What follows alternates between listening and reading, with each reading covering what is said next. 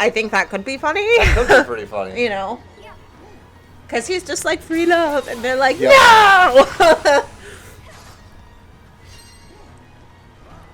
You know, I could see them making a joke of like, I choose the bear. And then he like rips his shirt open to his hairy chest like, I could be a bear. I feel like it could.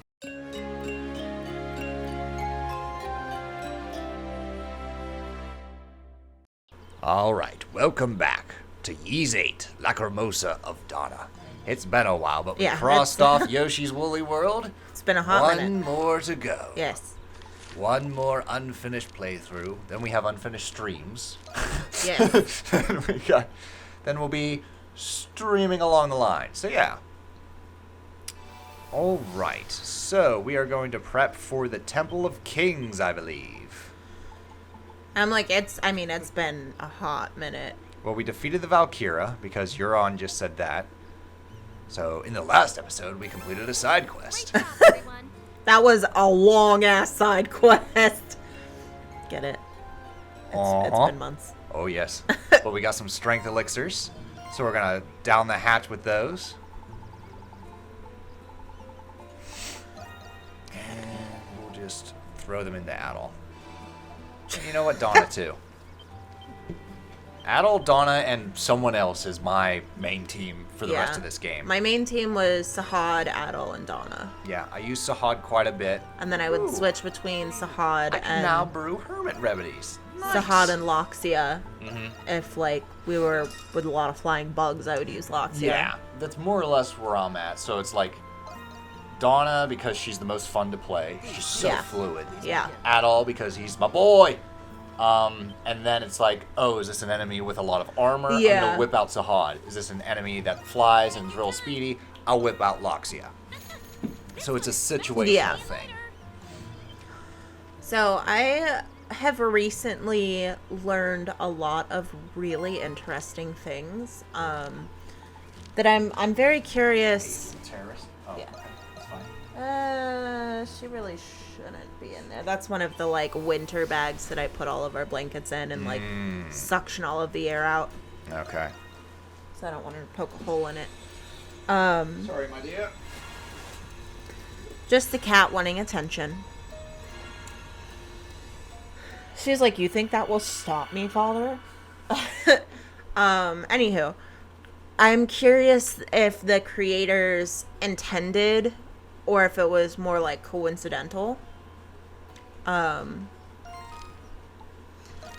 So I believe it's Plato. Okay. The philosopher. Yeah. Did a lot of like research and speculation and philosophy on the lost city of Atlantis. Okay. As well as a special metal that was not the chemical makeup of any other metal known to man, called orichalcum. Orichalcum.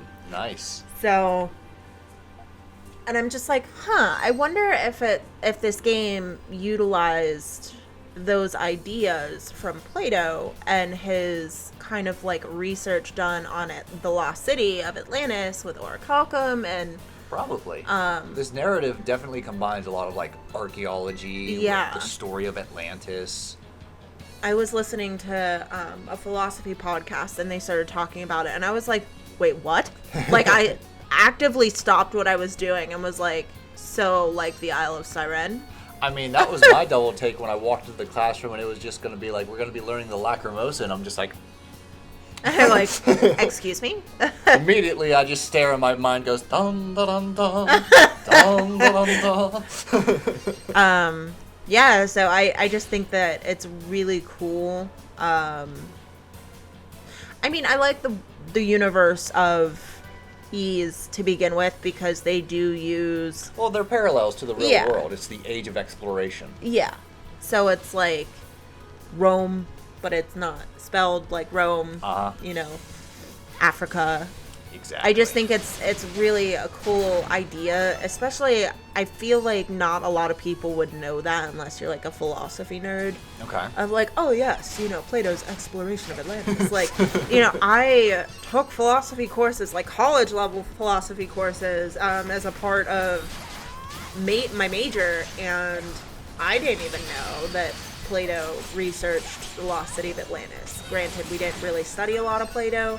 Right. But I don't know, I just thought it was really cool. And then to find that like Falcom is quite literally like an actual thing that was researched, and they found a metal that wasn't like any other metal, and I'm like, research that gives evidence to unobtainium.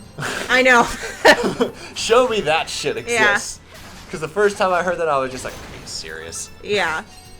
This is a vital piece of unobtainium, and that's what we're going. Hold on, wait, what? All the words, and you chose unobtainium? I know. Really, James Cameron? Really? I just think it's cool, and they like found traces of this metal on the ocean floor, and it didn't match any other metal's chemical makeup, and they like were saying it could be Falcom. The lost city of Atlantis. The one movie that Disney could easily do a remake of, and they're just not. There's a handful of movies Disney could easily do a remake of. Like, I don't understand. Like, at least Atlantis had its fair share of, like, marketing and even, like, a direct-to-DVD sequel, kinda.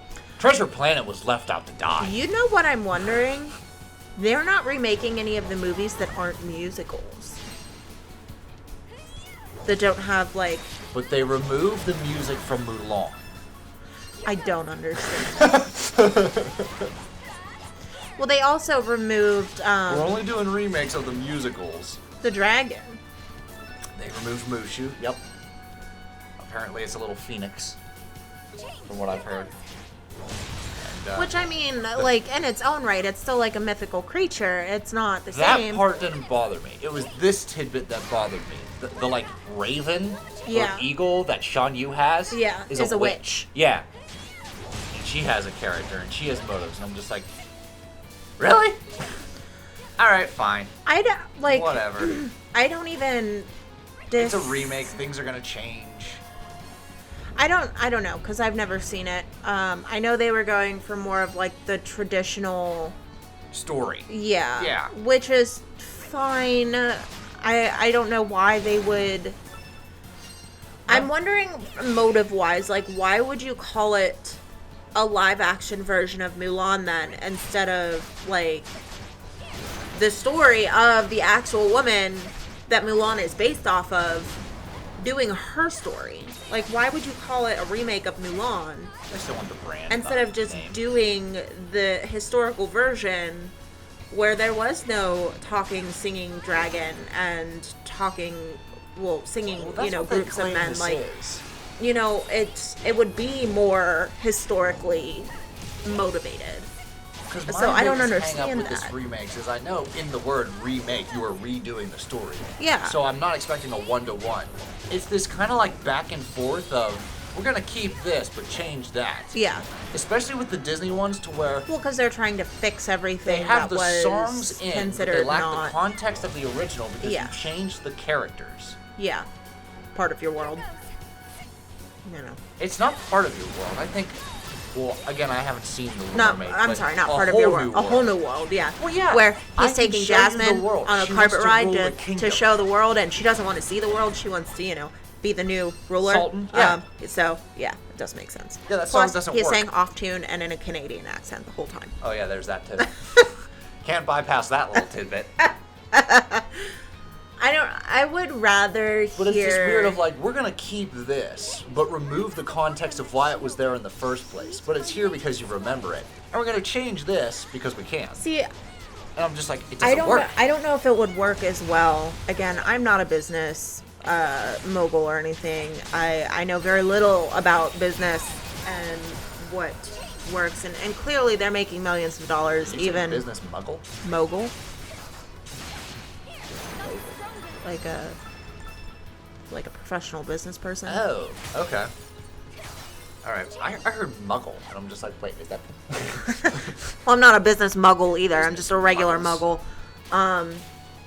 Mogul.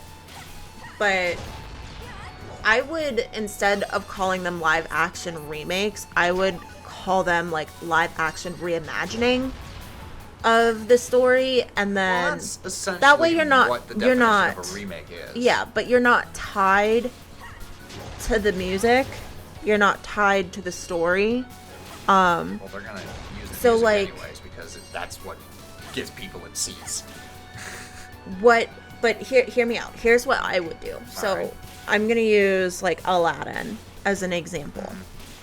One of the biggest things that literally everyone was worried about with Aladdin was Robin Williams versus Will Smith. Yeah.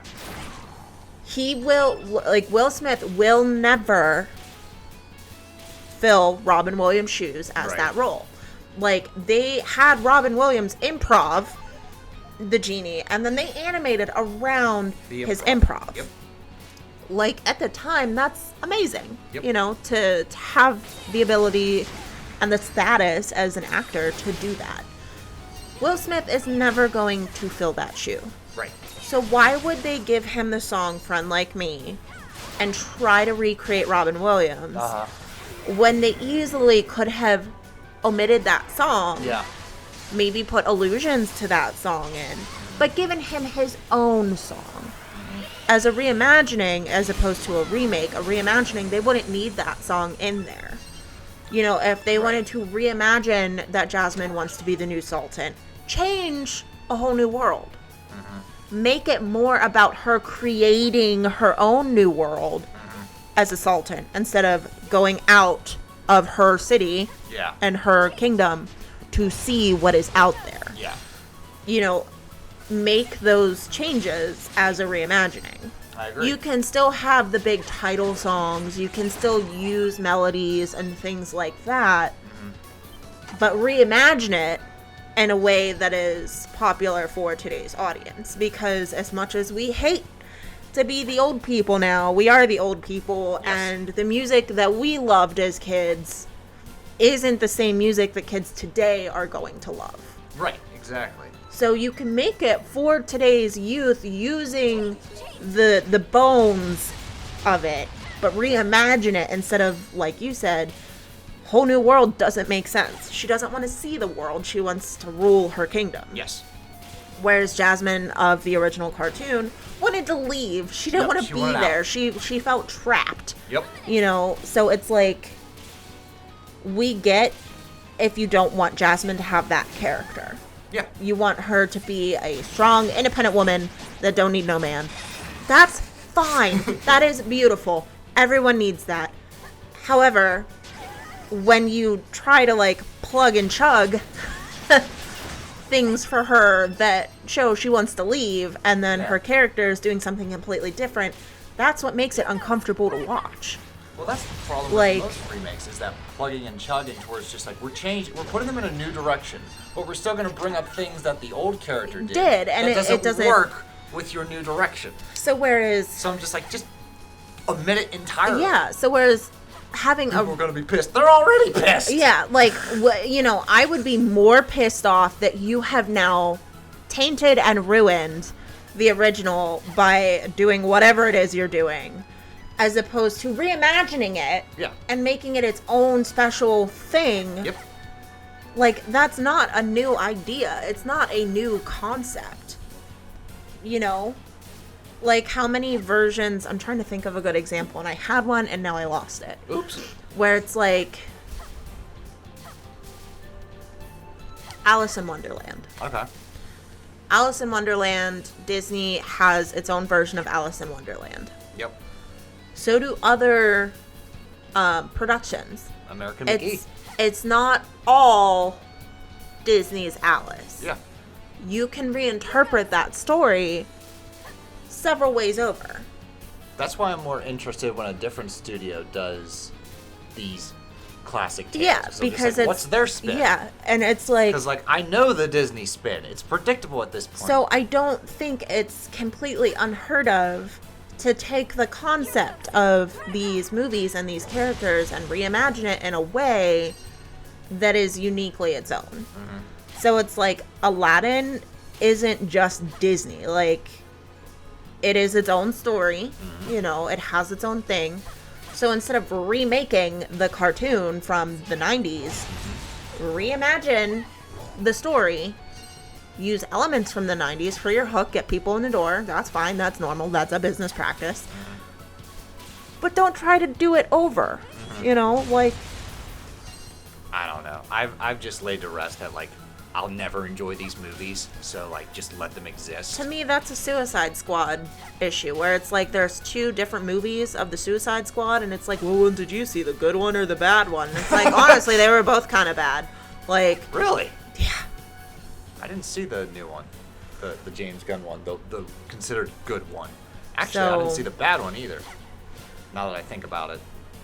You want a predictable story, you watch the Suicide Squad.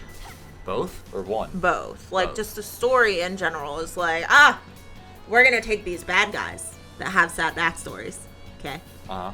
And we're going to send them in.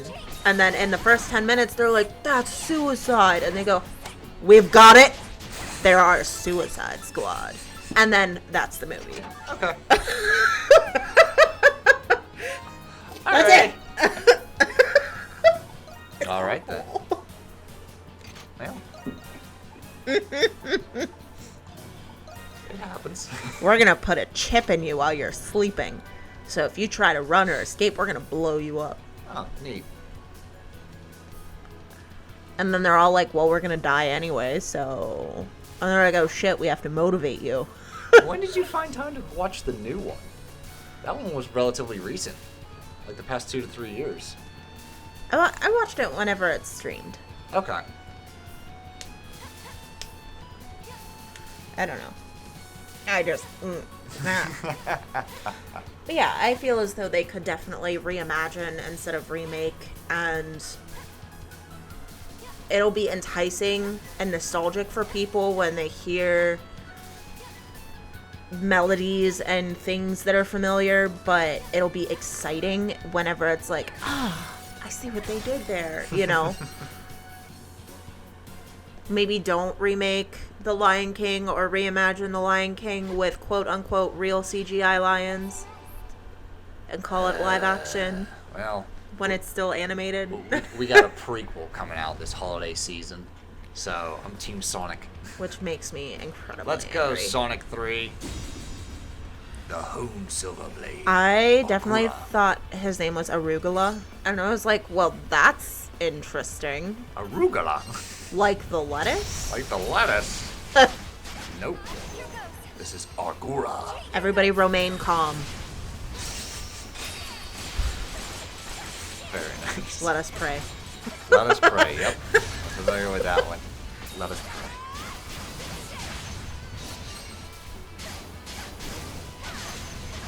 It's a crazy spinach attack. You must be quite proud of yourself, eh? With all these vegetable salad puns. Well, you kale brain the girls for trying. Alright, stop.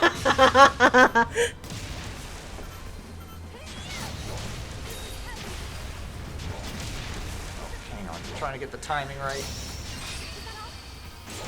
Is Flash Guard and Flash Move relatively the same in 9? Or did they change it a little bit? No, they're pretty much the same. Okay. Because, like, once you get the rhythm, it's just like, woo, yeah. Now we're cooking! That's what sucks about, like, playing blind. You're gonna have Crazy Max laughing because I don't get the timing right. I'm just like, yeah, whatever. Like, well, I don't see you streaming, Crazy Max. He has computer problems.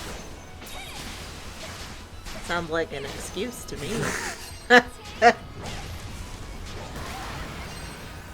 Amonius is like, we need to start a petition to have him play Ghosts and Goblins. Because Ghosts and Goblins is one of the toughest games I've ever played. I can't beat some bitch. But it's the original story that Demon's Crest. Because Demon's Crest is a spin-off. But Ghosts and Goblins, you are Arthur. Okay. Saving the Princess Guinevere. And when you die, your armor just shatters the fuck off. and you're in your undies. Oh. So you get hit once, your armor goes whoop. So you have 2 hit death. And then you get hit again, and you're a skeleton. So it's like. And he has the most committed goddamn jump. Like, once you jump, there is no, oh, I didn't want to do that. And you can switch in midair like Mario does. Yeah. Sonic. No, he goes, oh! He commits. He's like, here I go! There's no stopping. And, like, if there's, like, an enemy projectile or something, you are hitting that suck. son of a bitch. And, of course, there's knockback. So you literally, like, jump out of your armor. You're like, what? I think that in video games is what I absolutely hate. Like knockback. It's not fun. I don't like it. If I hear a game has knockback and there's no option to turn it off, I'm like, yeah, maybe not. Alright, we're not going to have you play the original Castlevania then. The first 6. Well, that's the thing. And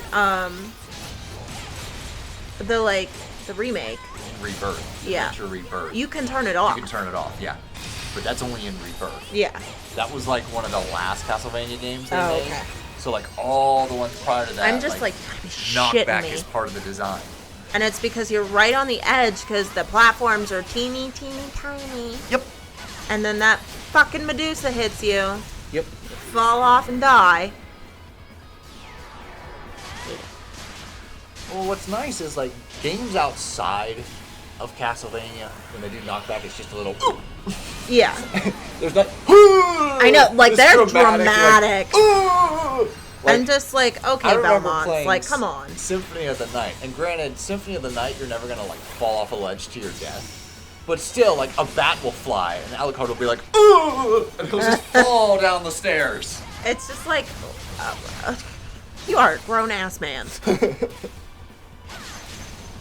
That's the nice thing about 3D games. There's not that much knockback. Yeah. Like, I believe Curse of Darkness and Lament of Innocence. Your character just goes, ugh! See, I'd be fine, like, listen, if an enemy hits you, you should take damage. I get that. Yeah. Okay. It's not fun, but I get it.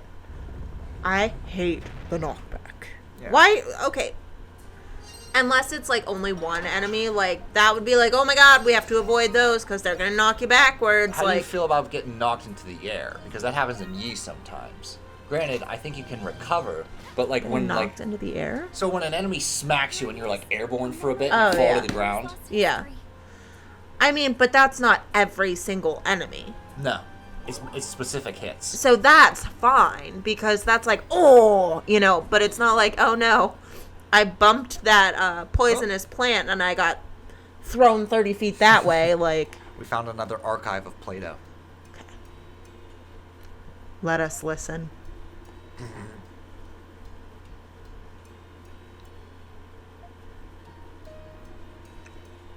Do you think this oracle's supposed to be Play-Doh? No, Plato would have been a philosopher, not really like an oracle. No. This guy's supposed to be a religious figure. I mean, Plato during his time would have been considered a religious figure, but I don't think he'd be considered an oracle. I got you.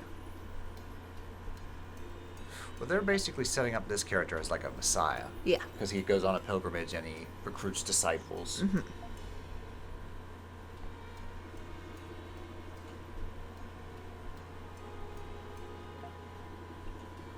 Urianus.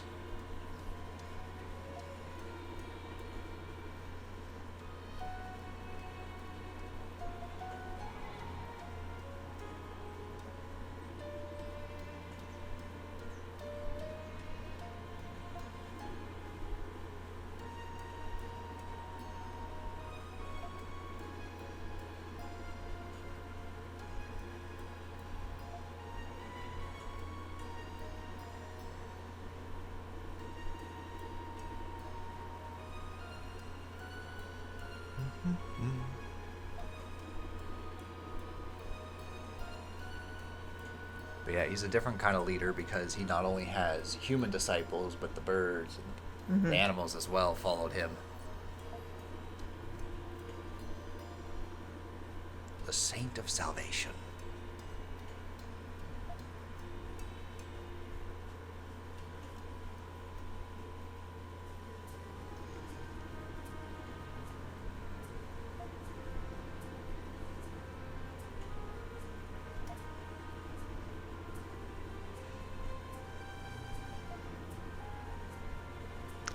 fascinating man.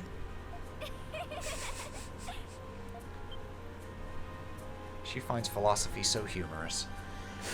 I also,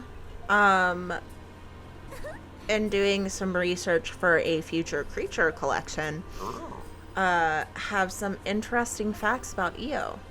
Oh. Mm-hmm. Okay. Which I don't want to bring up right now because it's a spoiler. Ah, okay.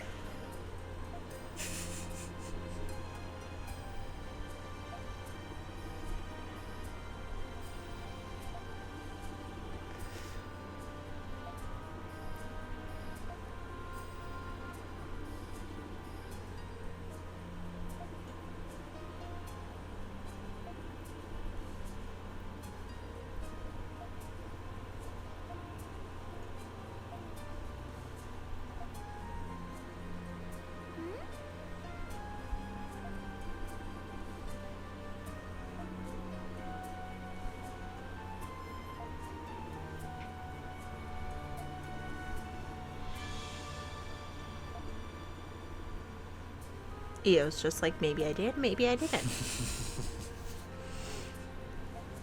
Why do you always answer a question with a question?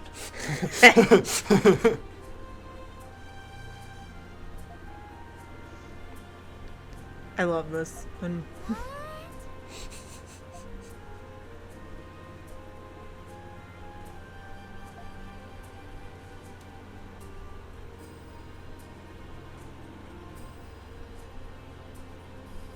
It's dangerous to be in here alone. Take this! I know. I love that Donna's like, well, I came here to do what I did, so I'm done now. And she's like, oh yeah, I have chores. Okay, bye! Well, we're wrapping up the main story, but I realize that I'm a little behind on the Sanctuary Crypt. Yeah. So I have to, like, knock out all the side quests to unlock more floors. I mean, that's exactly what I did. Because the Sanctuary Crypt... I didn't realize that I had to go back. I find is essential in completing the game, but I don't think it's mandatory. I don't think it's mandatory, but I think you get, like, a real crappy ending. Oh, really? Like, I would be not excited about the ending that you'd get. Okay.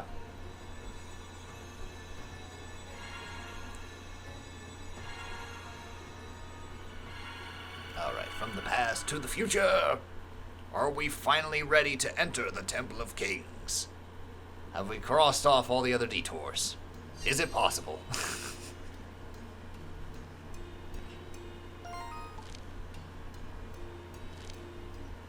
What else haven't we done? See, we got 80% of the map explored. Yeah. I don't think I get the whole 100. I think I get like somewhere in the 90s. And I'm not scrubbing the side of the beach to be like, whoop, did I fully explore this narrow strait? Yeah. That's when completionists can just be like, piss off. Because it's like, oh, you didn't go in this crevice in the caves. Yeah. I'm like, oh, there's nothing there. This little crevice you didn't walk through to put it in your auto-filled map. And I'm just like, yeah, that's fine. Yeah, I think I have like 95 or something like. Switch don't give you trophies, so who cares? Okay, let's start this. Yeah. Here we go. Giant shadows in the cave. I remember this being difficult. So basically, there's this big toad that you have to take down, but he will frequently warp throughout the cave. And enemies just... And you can't see. Swarm. Yeah, you can't see. You can't see shit. So I'm trying to take down all these hives just to lower the number of frickin' enemies, because they're just in droves. But also, like, I don't know what the frog is weak to. I just keep hitting on him until eventually he goes down.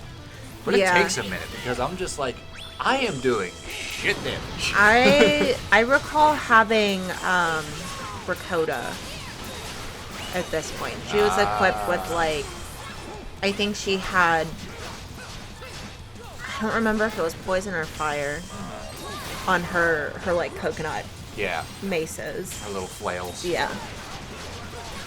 Maybe that would have made a difference. Well, I don't use Rakota. I don't think ever for the rest of this playthrough. Yeah, she is what I have come to learn is called a glass cannon. Yeah. She is a glass cannon. She can dish it, but she can't take it too Yeah. Oh my god. Out of the way! Out of the way! Out of the way! Oh my god, we got the big bugs in here now. How are you all fitting in this cave? It's not that big a cave. How'd you get in here? Okay.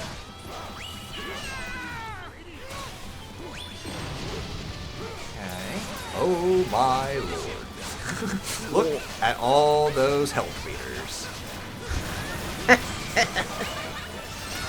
Well, shit. We'll ignite these. That's a big slime.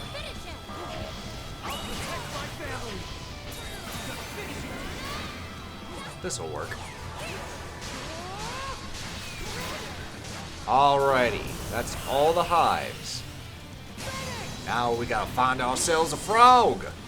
Get the frog. Search everywhere. The bayou, the corner. Bring him to me alive. I need his heart pumping. Now. Too sweet. I'll have an entire generation of small children desiring to speak Creole. Yeah. Because of Ray. Go down here on the bayou.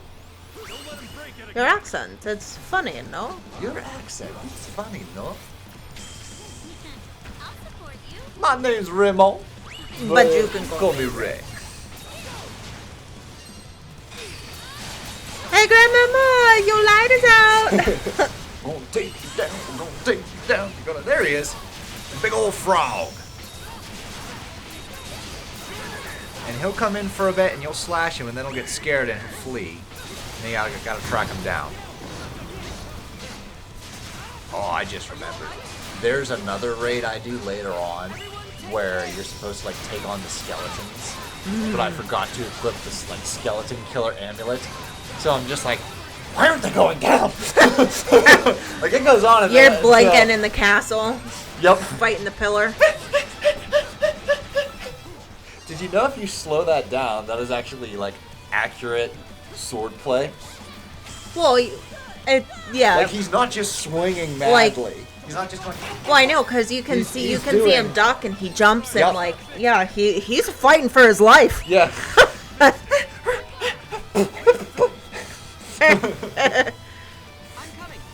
But I think them speeding it up just makes it really funny. God, that was me chipping away at the ceiling. I know. And then come to realize that we didn't need to get every little piece off for the ceiling tiles to stick, and I was like, what a waste of time. I was like, well, it's okay. I didn't need feeling in my arms anyways. See, look, we're like on like wave 4, and I have like maybe 20% of his health down. Like any other enemy, even bosses, I'd have down by now. This guy's resilient. Oh, he just ate somebody. Loxia turned into frog food.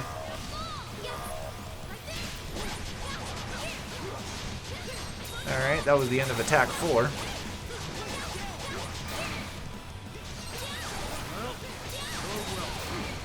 Yeah, I'm sure there's something I'm missing that makes this go quicker. Oh well. We're here now. Attack 5, start. Will we get it on 5? Well, I will if he quits summoning all the rubble. Oh, there's the smoke screen. Sometimes that's when he flees. Smoke screen! Just like for a big fuck, he's pretty fast. Yeah. Sorry, I just had like a really weird random flashback that would probably only make sense to me. I recall, and it's a bittersweet memory. Not. So, I was in softball tournament playing, and that's when I broke my face. Okay. And I don't know if you've ever been to like, I want to say we were in Plum. Oh, okay. The Plum, like, fields with all of the baseball fields. Anywho, there was a giant fence around the field. Okay. And when I got hit, I down like a sack of potatoes. Okay. Like instant knockout. Like I was not awake. Okay. My mom, at that point, that was before she had her gastric bypass surgery. Okay. So she was a big woman. Like a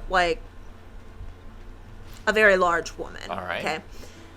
And people that were watching thought she jumped the fence. Because it was just like 1 minute she wasn't there and the next minute she was there. And just you being like, man, he's a big fucker, but he's fast. And made me think of my mom. Like coming onto the field whenever I got knocked out. Just because there was a doctor and like Your watching. Mother was like smoke screen. Watching his kid play. And so, and he was sitting like around her and he was like, I don't know how she got there. That's great. Like, just be like, oh? Yeah. Alrighty. Dude, that was the weirdest, I think one of the weirdest times in my life. I can imagine. I remember like whenever I started like coming back and, you know, after we'd gotten out of the hospital and, you know, I had everything kind of what I needed to do and take care of. And I remember asking who was lighting fireworks. I was like, who was lighting off fireworks? It was like 10 o'clock in the morning. Yeah. And my mom was like, no one was lighting off fireworks. And I was like, no, I distinctly remember hearing fireworks. And they were like, that was your face breaking. And I was like, oh, okay. So if you've ever wondered what it sounds like to have your skull break, it sounds like fireworks. Alrighty. Maybe you're a firework. Maybe I'm a firework. Yeah. But yeah, it just brought back that fun little memory. Fun little memory. One little trip down memory lane. Alright. That was the day my mom quit smoking cigarettes. She saw that shit and went... It's like Pinocchio when he like sees his friend turn into a donkey and he just pulls the cigar out. Like, yeah, no thanks. That is the funniest part of the entire movie. He grows ears and Pinocchio looks at the beer and goes... Yeah. And then he grows a tail and he takes the stogie out and then just flicks it. No thanks. I was just like, yep. Alright, another empty bottle. Alright, we're finally doing it. We're finally entering the Valley of Kings. This place gives me Castlevania vibes. Yeah. And not just because of the scaly mans. Yeah, I remember struggling in here. Well, it's pretty confusing at first because it's one of the few, like, entirely non-linear dungeons. Yeah. Where, like, you have to pay attention or you will be going in circles. I spent a lot of time in here. I spent a bit, I'm not gonna lie. Like, this goes on for a minute. I think I leveled up, like, 4 or 5 times. That's the nice thing about RPGs when you get lost. It's like, well, at least I'm grinding, so it's not a complete waste. Whereas in a platform, it's just like, where the fuck am I going? Yeah, I'd be like, okay. Any year now. Like, there's no EXP, so I'm just going in circles. Or like Zelda games and dungeons, you don't get EXP. Yeah. You can get goodies and... I was gonna say, like... I'm trying to recall in, Link's Awakening? Yeah.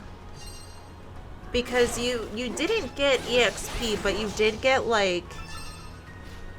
something else. Well, with killing enemies, and this is like pre-Breath of the Wild Zeldas, where you get materials. Yeah. Pre-Breath of the Wild Zeldas, you get hearts, you get rupees, you get arrows. That's why I was like, I do recall, like, it wasn't a waste to fight all the enemies. Like, it wasn't just like, oh, well, you know, I'm not getting EXP, so I'm not going to fight them. I'm going to try to, like, avoid. Mm-hmm. Like, I do recall there being, like, benefits to fighting them. True. But, like, compared to EXP. Right. Like, EXP, you're just like, okay, well... Like, you're not necessarily getting stronger. Exactly. Because, like, the nice thing about EXP is they make bosses easier. Yeah. They make future challenges easier. So if you're grinding, even if you're not intending to grind, you're just like, well, I'm lost. Yeah. I got turned around the 3rd time in this forest.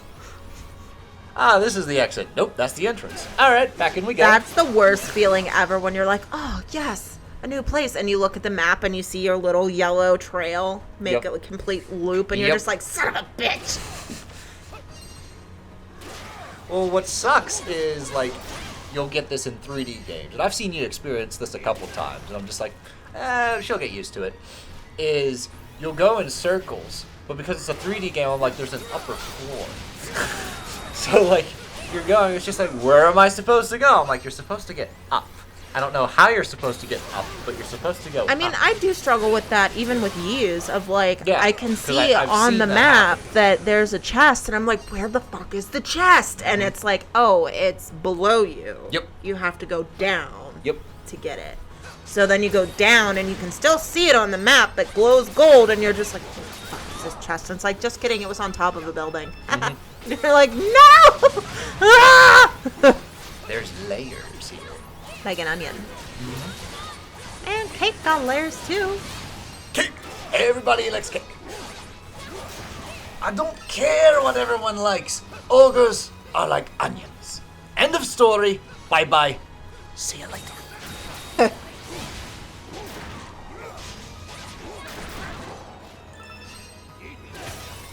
Did you know that Chris Farley was originally supposed to be Shrek? Did he turn it down or did he die? He passed away. And then, Mike Myers... I know he wasn't the first choice. I didn't know it was Chris Farley. But I know he wasn't the first choice. It was Chris Farley. And then Mike Myers actually dubbed the entire movie in a southern accent. And then changed it to Scottish because he's just like, hang on. And it was either his decision or, like, the director was just like, I like that voice better. Because, like, towards the end, he found a different voice. Like, I don't remember the entire story, but, like, someone made the decision of just, like, let's change it to a Scottish accent. Yeah. And that's how he got Shrek. Because can you imagine redubbing an entire movie? It'd be a lot of work. I'm sure the paycheck was immaculate. But also, it's great that it's a hit. Yeah. Because that's the only hit that Mike Myers has anymore. Well, he's reclusive now. Shrek you know, stuff. He's like... Well, that's because a lot of his movies have been flopping. I think he's past his prime. You know, he had his popular sense, and then, you know, he just got old and... Unfunny. I think he just got tired. Okay. Because if you think about, like, his type of humor, it would not fly today. Okay. Like, think of Austin Powers. Yeah. Could you imagine Austin Powers? A lot of people being have released been wondering today. if we're ever going to get another Austin Powers. I don't think so. I don't think so. No. I'm surprised they haven't done another, like... Well, no. Just like, whatever happened to parody movies? I don't know. Like the Mel Brooks, the Naked Guns. Yeah. Because Austin Powers would be in that category. Well, yeah, it was a 007 parody. Yes, exactly. I think it's just like they weren't doing well. That and probably like most parodies you'll find just on YouTube and social media. Yeah. Like they weren't doing as well. Like big budget parodies, like you don't see them anymore.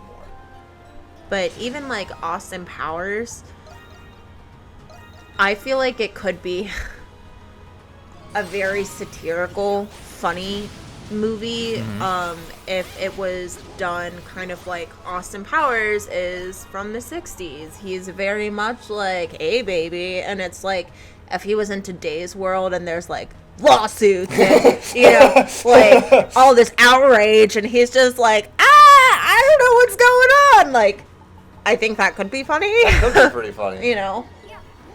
Because he's just like, free love. And they're like, no!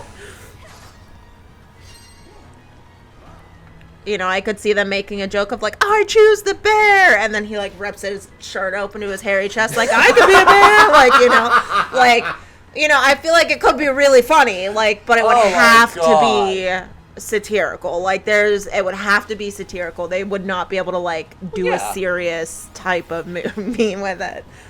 It would be the perfect Austin Powers, like, comeback. I think it would be hilarious. Oh my god, I'd love it. That was brilliant. That was a well-constructed joke. Why, thank you. Relevant. Good job. And you came up with that yourself? You didn't see that? Yeah, no, that's... that was... I didn't steal it from anyone, I swear. Okay. Didn't Carlos Mencia this shit? No, not that I'm aware of anyway. Then remix it. Listen, I fall for the same thing. I'm like, this seems funny, or this seems clever. What a neat idea. And it's just like, and then you forget that you saw it somewhere. But no. It's not just that. It's when it's just like, oh, they copied off this dude. Who the fuck is this dude? Oh, okay. Oops. Like, you don't know they exist, but they're like much more popular than you, number one. But, like, they already did the gag, and it's just like, oh, they stole it because they watched this person. I'm just like, I don't know who the fuck they are, I swear. Yeah. No, to the best of my knowledge, I made that up myself. All right, then. Holy shit. God, I want to see that movie so bad now.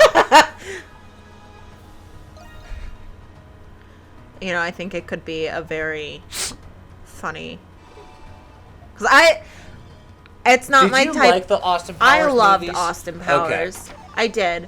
I don't know why, because it's not like my type of humor. No, it's not at all. But I loved curious. Austin Powers. Like, okay. Whereas, like, I was okay with Austin Powers growing up. It wasn't my favorite compared to like the Mel Brooks comedies. Yeah. Like those were my bread and butter. I think I watched Austin Powers before I understood some of the jokes. Okay. Like, I got them, but it was irrelevant to me, so it was funny type of thing. Okay, I'm following. These guys. Oof. These big old brutes. Now, what you have to do is kill all of them, because they, like, release this. It's hard to explain. So you kill them, but something's supposed to happen.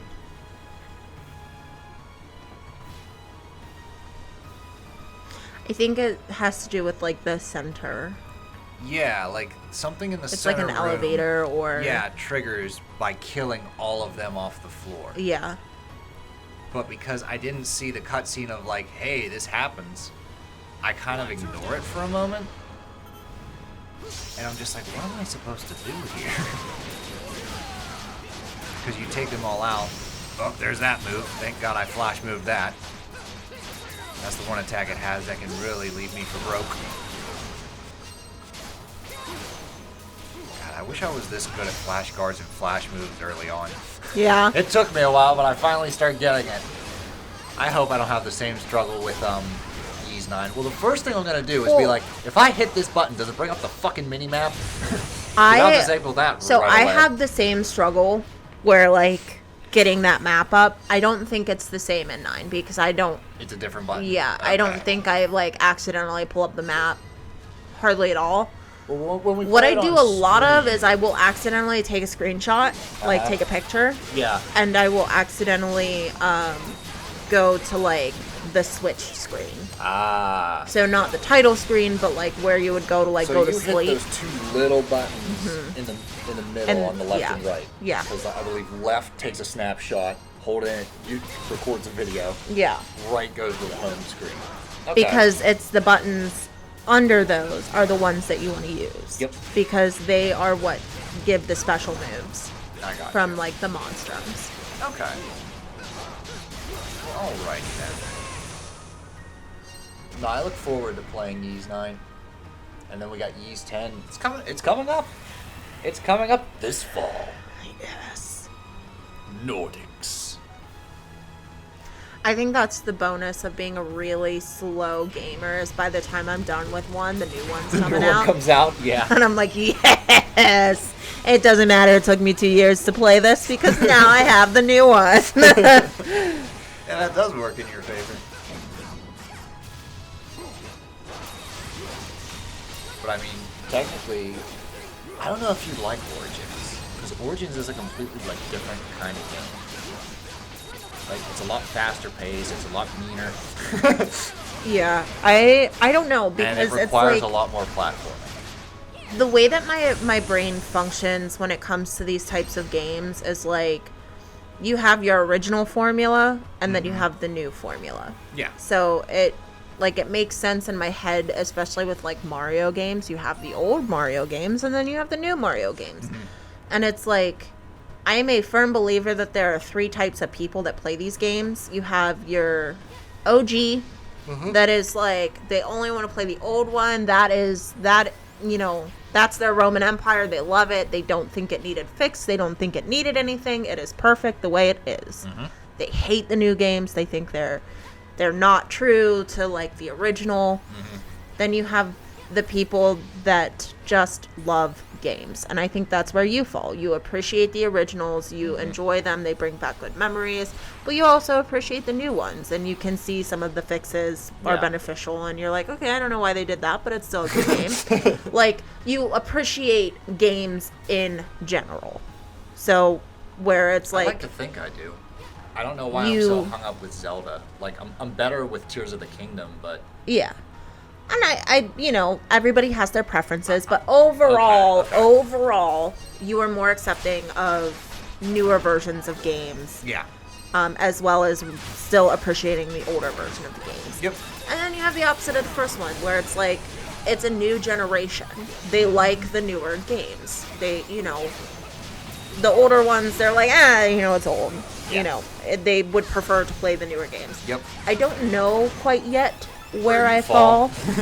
I know I like the newer games just because that's what I was introduced to. I don't have the nostalgia of the older games. Right. I appreciate them for what they are and what they did for the evolution of games.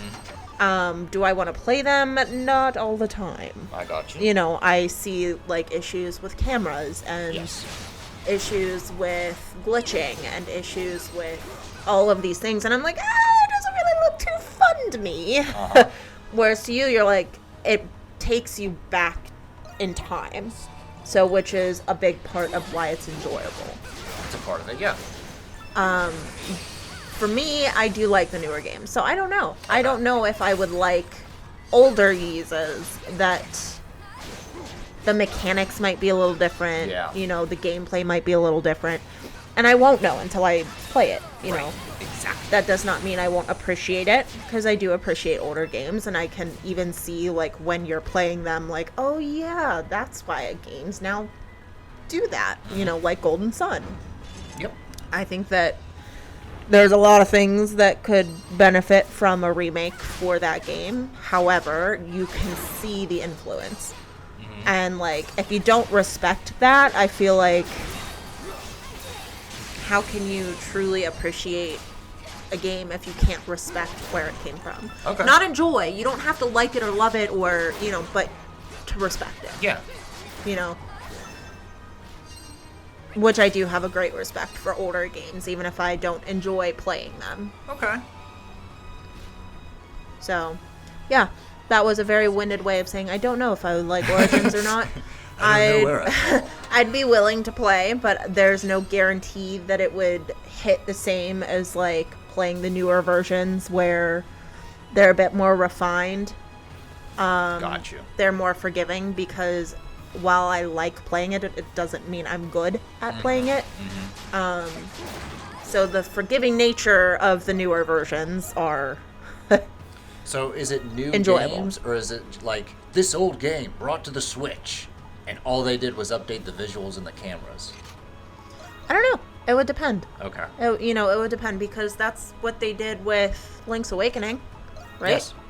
It wasn't like, oh, we've done a complete overhaul of this game. It's quite literally they like smoothed out. They redid the graphics and the music. The beats are the same. They added some things. They expanded some things. So it's a remake. Okay. But for the most part, like it's the same game. So like, I think for me, mechanics is a big thing. Like, I don't mind as much if it's not as aesthetically beautiful. Okay. I love the aesthetics. I'm a very visual person. Mm-hmm. But if it has smooth gameplay, well, like, I'm a bit more interested in that because I struggle with gameplay. You have yet to play, like, 4K high definition, like the best graphics possible, because I do not own a PS5. Yeah. I'm not interested in a PS5. Yeah, I'm not necessarily. I'm not a graphics person. I don't think that's the most important thing in a game. And it kind of creeps me out of, like, the Call of Duty where they look super realistic. I'm like, I don't want to do that. Like, that's, ew. Like, ew. Okay. It's uncomfortable for me. Whereas, like, this, to me, these graphics are beautiful. Okay. You know, the Zelda graphics are beautiful. Mm-hmm. Like, it's a very pretty game. Princess Peach is a beautiful game. Okay. You know, it doesn't have to be realism that makes it beautiful. It's the overall design, the color, the movement, you know, the actual character design. Mm-hmm. Yeah, I don't think realism equates to a beautiful game. Okay, good. I think there's a lot of factors that go into it. Because, like, right now, Nintendo's in a good spot. Sony and Microsoft are not. They're doing a lot of, like, choices, but mainly, like, they're losing quite a bit of money. Because mainly for Sony, like, the PS5 did not perform well. I have theories as to why it didn't perform well, because you had people that quite literally bought 10 of them and then tried to resell them. Yeah. So they didn't sell genuine. It was just a hot mess. Yeah, it was a hot mess. So, and then you have these people that can't get rid of their PlayStations because they bought 10, trying to sell them for $1,000 each, trying to make money, and then people are like, well, I can't afford that. So now they're stuck with these consoles, and then they're selling them to, you know, consignment shops or resale shops that are then selling them at a loss. Like, yeah, of course you're not gonna make money from that.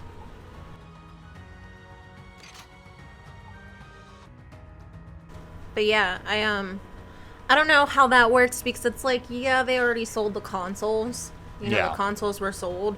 But then you have people that aren't buying the games. They're not buying the extra things. They're not buying as though, like... Well, because of that issue, a lot of games that were supposed to be, like, PS5 only ended up going to the PS4 just so there could be a profit, because not everyone owns a PS5. So it's like, well, shit. Well, because, again, you have one person that owns 10, and they're not going to buy 10 of those video games. Yeah. Like, you know, so... And I'm sure that's an exaggeration. I do know people were like, I bought 3 and I'm going to sell 2 of them. Like, it's simmered down a lot, but I feel it's too little too late. Yeah, and it's like, it's already too expensive. You know? Yeah. They're an expensive console, and it's like they're coming out with a new console, what, every year, every 2 years? Like... For PlayStation, so if a console does bad, it's like every 4 to 5 years. Okay. The Switch does really good, so it's been... close over to a decade, 8. Yeah. We're close to 8. And Nintendo has stated that, like, 2024 is the last year of the Switch. Yeah. But I think that size also has something to do with it. Like, I've seen a PS5, and it's big. Like, it's a big console. He's a big boy. Speaking of big boy. Not... Hey there. Look at this guy. Yeah. So I don't know if, like, normal people think of that, but, like, in my head, I'm like, that's a big console. Like, I don't want to lug that around, you know? Or the amount of space it takes up compared to, like, the Switch. It's compact. It's very easy to put away and then pull out to play, and then, you know, take it from room to room based on where you want to go. Like, this is my secret sauce that I feel that Nintendo grasps, but also I definitely have a Nintendo bias. I enjoy Sony, but I'm definitely, like, Team Nintendo. Yeah. I can't deny that. But I think the secret sauce is Nintendo sacrifices power and graphics for just fun factor. Yeah. Every time. Is the game fun? Like, they've said Which this is numerous always more times. memorable. You know? And, like, maybe when technology was making those leaps, Nintendo felt like they were behind, But now, in the long run, their philosophy is paying off. Well, because it's also, you have, like, these PlayStation games where, at the time, they were top of the line, beautiful, super realistic. People were like, holy cow, this is insane. Yeah. And then it advances so rapidly. Exactly. You were even saying that with Gex, like you remembered playing Gex and it being like, wow, and then we look at it and it's like, oh, wow, they're just blocks. Like, it's not actually a wow factor, it's quite basic. But at the time, it was incredible. So I it's like, still have a respect for that aesthetic. Oh yeah, the whole absolutely, like, because you have to be imaginative. These tools and we used our imagination to like meet you halfway, and then the gamer's imagination takes them the rest of the way. Which I'm a fan of in every medium. I like it whenever like there's they use room. Limitations to make something special. That, and there's room for interpretation. It's the same as like these older horror movies where like you don't get to see the monster, but you have to use the acting and the reaction and the scenery and everything else to create that monster yourself. Yep. So that, I'm always a big fan of that. But like, when you have something that's super realistic and super rendered, it's going to age. Yep. You know, it's just like the first moving picture of the train, and exactly. Well, depending on how you define fun, and that changes through time, but it's not going to age as rapidly as graphics. Yeah. Because, you know, we can still play an 8-bit game, and it's stunning. You know, those graphics have held up. Versus, like, the newly, like, modeled games might age poorly. And that doesn't make them any less fun. They're just not as aesthetic as they used to be. Yeah. But, I don't know. I think that... I don't know, because I don't really have a lot of knowledge on either one. Right. I know more about Nintendo because you are a Nintendo person. Yeesh. But from the outside looking in, it seems like Nintendo as a company is more likely, to protect their assets. Yep. They're not going to create a name that they didn't intend to do. Intend to do. But they also tend to go more in like a stylized art style. They keep the themes of their games fairly specific. Yeah. Like, it's not questionable what game you're playing. Like, you tend to know it's an RPG, it's a platformer, it's an adventure game. For the most part, yes. I know that there's some weird things, experimentation, but for the most part, you tend to know what you're getting. Yeah. I know we were talking about it before where they are also, like, they create the games. Yeah. You know, it is not outside sources that they're dependent on that they then can, like... Recently, they might partner, but... Recently, they have gotten more partners because they realize that is more beneficial to not have all the partners in smaller companies work for the other studios. Yeah. Because that was their problem with, like, the GameCube and the Wii U. Is like, they're pumping out games. It takes them, like, 3 to 4 years to get those games out. So people are like, where the fuck are they? And all the other studios are just like, I ain't producing for Nintendo. Right. I'm paid for by Sony. I get my Sony check. I do think that they tend to have more structure, I think, in their business plan. Okay. Whereas what I see, and currently at my current level of understanding for like PlayStation, they don't. Okay. They're more dependent on the ideas of others. They're more dependent on what other companies are providing to them. They don't necessarily have a business plan that is solely their own, that they are in control of. Yeah, it's all about who they buy. Yeah. And it's like, because of that, it's almost like, what am I getting? What is this? It doesn't have as strong of a brand recognition. Now that a lot of their companies are just like, we just can't be loyal to you anymore. We're losing too much money. We want to support Steam. We want to put it on Nintendo. We want to put it on Microsoft. Yeah. We can't just be loyal to you. Well, I think there's less of because nobody bought your fucking PS5. There's less, and there's less of a brand recognition. You know, it's like with Nintendo, you know what you're getting. You know the quality you're getting. You know the names involved with that. Pokemon, Kirby, Zelda, Mario. Yeah. And list goes on. And of course they have their offs of like, you know, games that aren't as popular but are still Nintendo. Fire Emblem. Yeah. You know. But it's like for PlayStation, I don't really know a PlayStation brand. Call of Duty, maybe? Call of Duty. You can play that on the Xbox, computer, though, like and computer, yeah. Like they don't have God of War as strong of brand recognition that Nintendo has. Absolutely, yeah. Well, because hang on. They saw brands and like little companies as disposable. They could have Spyro. And it's they like could have Crack. Like you definitely got rid of it. Don't realize how impactful that is until you see side by side what a company like Nintendo with very strong brand recognition. We kept Sonic. I know. And someone like Sony that doesn't have very strong brand recognition, and it's just like, oh yeah, you know, you can rattle off 10 games, you know, 10 brands of Nintendo, no problem. And then it's like, okay, you got to think about PlayStation, like, well, like. Poor Sega, like they were close to Nintendo back in the day, where they had Sonic, but also Golden Axe, Altered Beast, Phantasy Star, Shinobi.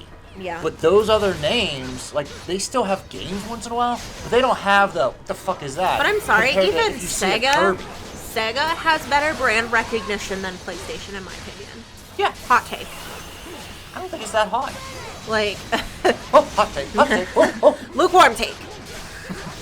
Yeah, so like, it doesn't surprise me that PlayStation isn't selling as well, but it's also cost effective of, like, again, I've never bought a console myself, so I don't know the Switch precisely. follow-up might be our first console we get together. Yeah.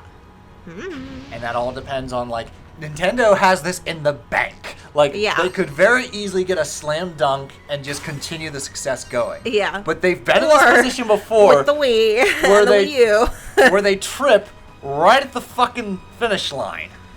But in any case, like, again, this is all based off of my current limited knowledge.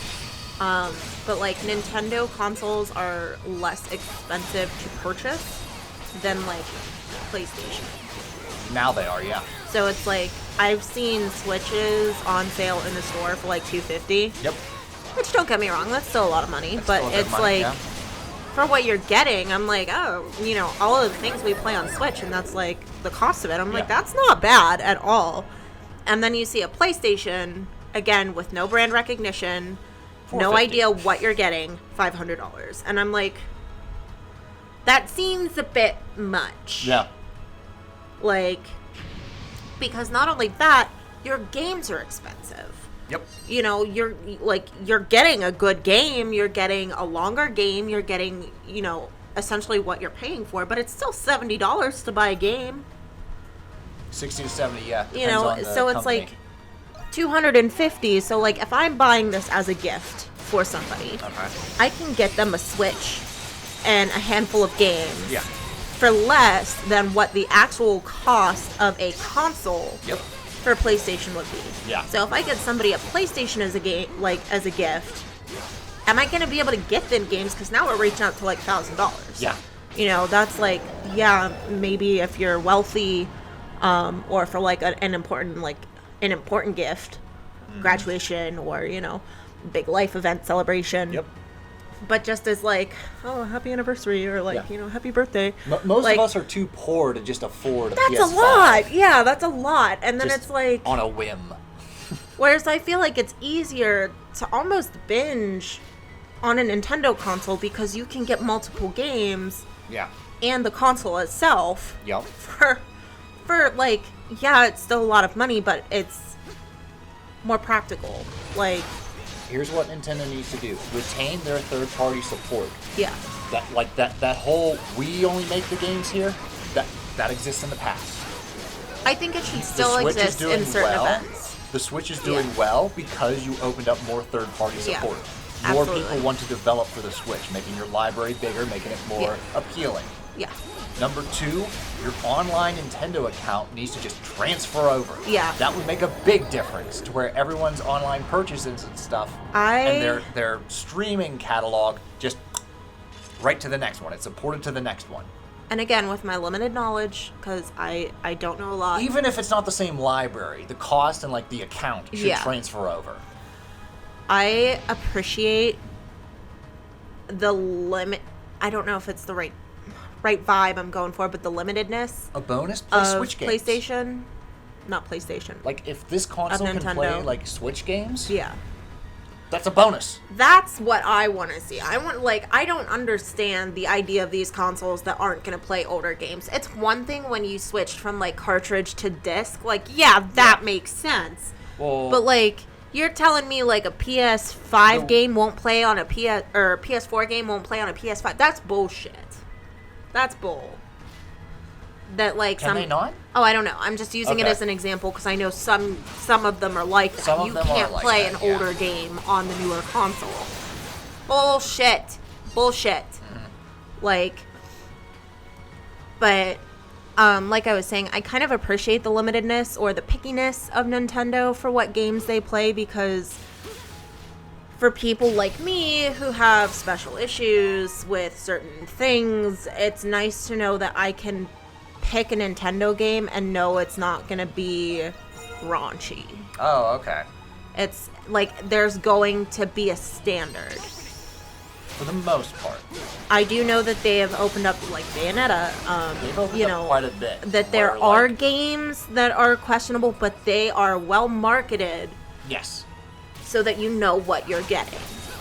So it's not like, Nintendo themselves don't develop that. That's yeah. They buy a company that, like, this is their game, and they make it very clear. But they do have that choice. Whether they own it or not, yeah. They do have that choice to be like, I'm not putting this game on here. Yeah. That's not how we want to support our brand. So for someone like me, I appreciate that. I can see how that would be kind of limiting some people that don't have the issues that I have. But for people like me, we appreciate that. All right. A common rebuttal would just be like, just don't buy the game. Yeah, but it's also like... Just ignore it. Which I agree with. I'm not going to complain about it.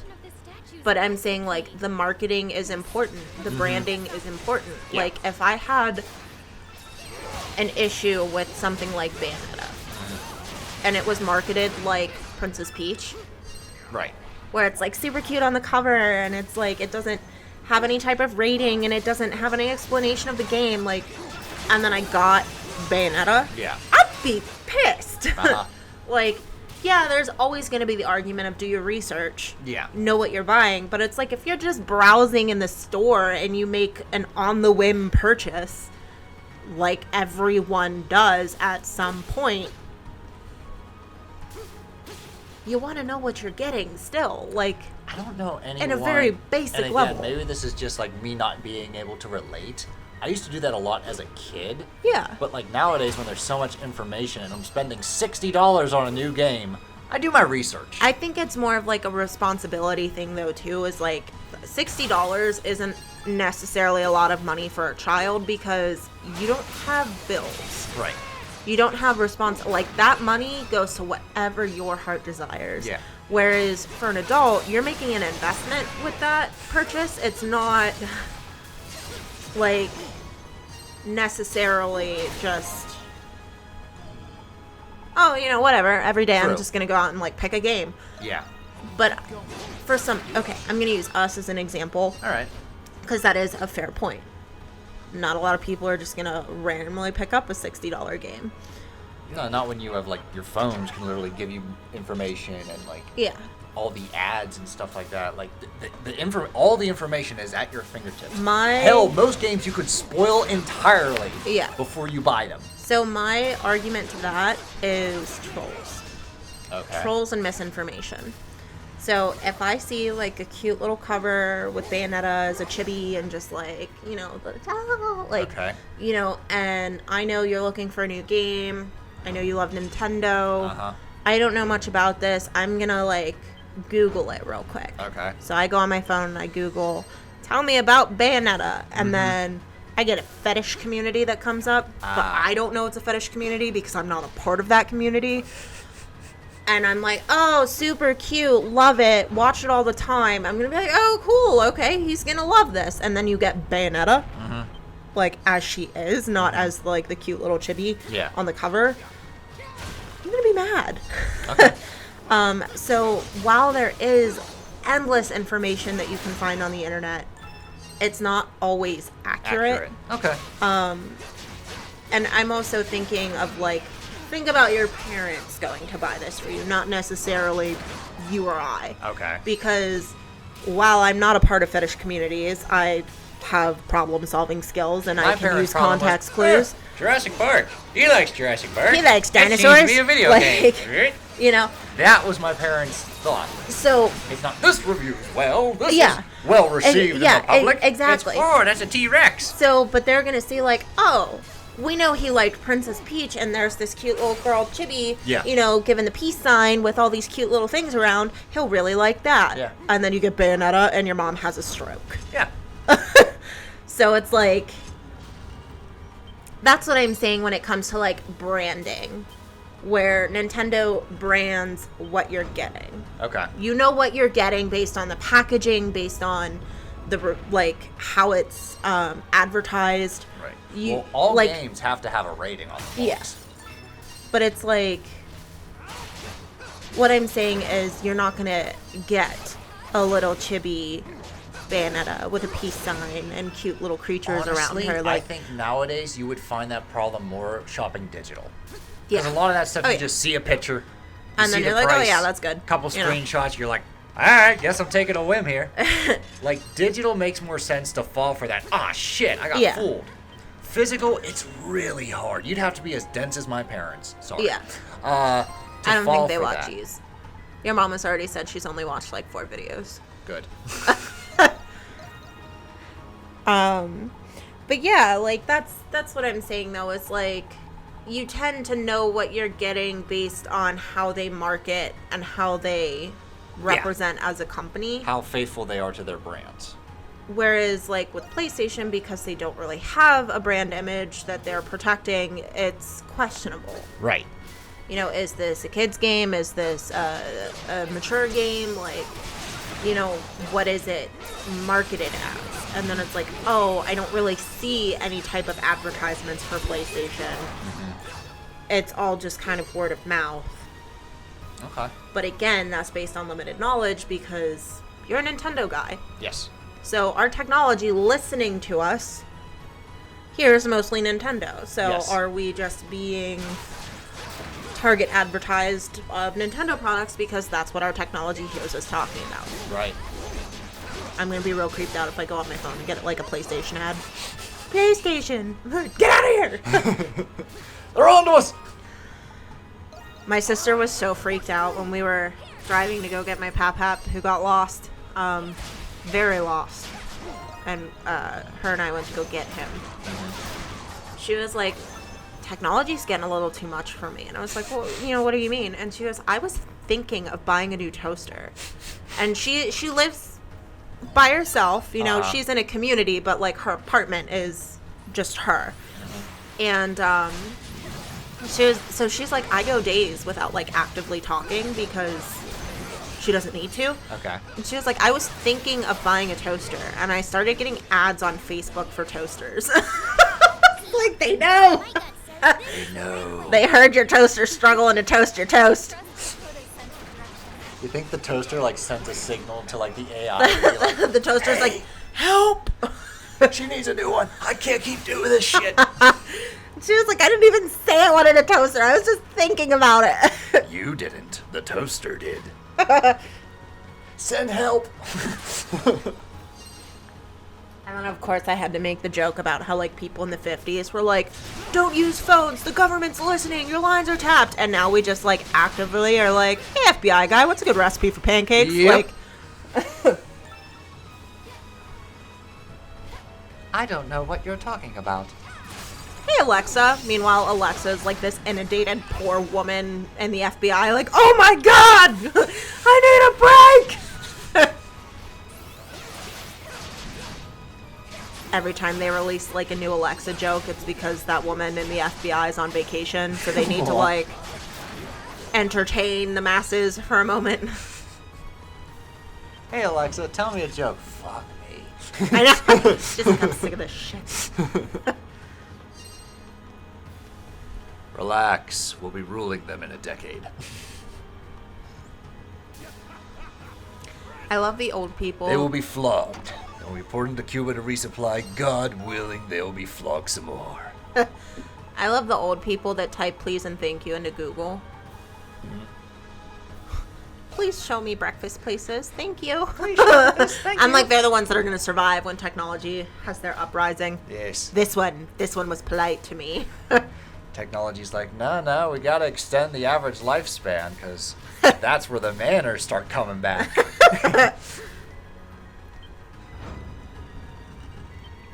Alright, so what I'm trying to do is match all these statues to the big centerpiece. Yes. Which ignites that. And that's going to open the doors because we got ourselves a pretty tricky boss coming up. All the bosses from this point forward are a hassle in one way or another. Yeah. I no longer are just like, alright, that wasn't too bad. I got this. No, the last sweating. batch of bosses, Yeah. I'm just like, ah, shit. They're rough. So yeah, fair warning ahead of time. The last boss that we talked through that I was just blazing through and being like, flash guard, flash this. Oh, you want to do a big old area attack with fire? Boom, flash guard. I'm going to spam that shit. Yeah. Not anymore. That doesn't happen anymore. Not anymore. No. I know this is pre-recorded, but it's driving me a little bit crazy that you have new skills and you haven't checked them yet. Like, are they for the characters I'm using, or is it just like new skills for Hummel? I don't use Hummel. Sorry, Hummel. I mean, you don't adjust his skills anyway, though? I don't think I touch just in case Hummel or Rakota for the rest of this game. Aww. I think I'm like set in my ways, and I'm just like, all right, we're finishing this with the trio right here. Zahad, Donna, and Adol with a little bit of Loxia thrown in now and then, and that's it. That's just. But now you're doing the skills, so you're good. Okay. I'm doing the equipment, not the skills. Oh. When I open a chest and I'm just like, ooh, that's new. Who can wear this? Because we got the Sun Talisman. It's going to gain even more extra gauge as my HP lowers. I'll take a look at that, yes. Listen, you can do all the backseat and like organize this when I'm streaming. Yeah, that's fine. You're like, no, don't pass up that iron. Oh my, anyone who wants to play Ys 9, pick up the iron, pick up the copper. Every single one. I don't care. Hit it and pick it up. You need it. So yeah, we have that to look forward to. Pick up the iron! Pick up the iron! What? I don't need it. Yes, you do! Well, because it's like, that's what you need to like, enhance your barricades and stuff. Oh, okay. So, like, you can't enhance your barricades if you don't pick up the copper and iron. Okay. Because the copper and iron, if you, like, put 2 coppers together, you get an iron. If you put 3 irons together, you get, like, a fire spar. And that's, you need 2 fire spar to enhance your barricades. But you don't just find fire spar. You have to make it, which means you need copper. I think what I'm anxious about when going to Ys 9 is in Ys 8, when you do those raids and stuff, it counts up and it's just like, best time. In Ys 9, it counts down. And when time's up, it's just like, guess you suck. Yeah. Try again. Yeah. I'm just like, a time limit? You're giving me a time limit? It's rough, man. It's fun, but it's rough. I'm not fond of time limits. That's Majora's Mask. It's fun, but it's rough. See, though, like, even though, so I think it's like 3 minutes. You have 3 minutes, but there's a lot of, like, time extenders. Okay. So, like, you hit the little clock. Like, if you find a little clock, you hit the clock, and it adds a minute. Or it adds 40 seconds. Like, well, like, the thing about Majora's Mask is, like, it cycles around 3 days. Not 3 actual days. Like, It's not like 24 hours, 24 hours, 24 hours. But the cycle's 3 days. Characters' schedules revolve around those 3 days. Yeah. And when the time's about up, you play the Song of Time and you reset the 3 days. So it's like Groundhog's Day. Yeah. God help you if you forget to like go to the bank to deposit your money. Yeah. Or just do something and then you reset and you're just like, oh shit! It's like real life. Or like your schedule's off and it's just like, this store is now closed. Gotta reset the days again! Well, that's kind of how it was in Trials of Mana when you have to go to like the night market. Yeah, and it's like, sorry, it's 4 p.m. Night market's closed. Son of a bitch! There's a difference between day and night. Yeah. And like days. This person shows up at noon on day 2. You can only reset back to day 1. Oh. So if you miss your slot and you go into day 3 and you're like, ah shit, this was a day 2 thing. You go back. Like, it teaches you, like, management and schedules and stuff like that. But if you're sloppy with that, you're not going to have a good time. Because you're just like, oh, he goes here at noon and See, you'd here think I would be, like, night. a very tidy person in my home life because I'm so meticulous about certain things. And then you see my desk area and you're just like, oh, did something happen? It looks like there was a struggle here. Only mentally, folks. Only mentally. Alright, this boss. Really cool in design, but pretty frustrating to fight, not gonna lie. Get ready. Here it comes.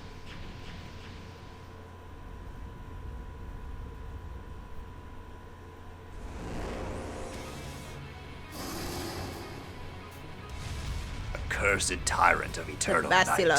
Basilius. Basilius. I put the emphasis on the wrong syllables. But yeah, so this entire first phase, you have to disable its shield. So it has this huge barrier, and for you to reach it, you gotta disable the barrier. But what's weird is, like, the camera is hard to keep track of like what's going on around the sides. Luckily, there's those little symbols to be like, there's a skull here. Yeah.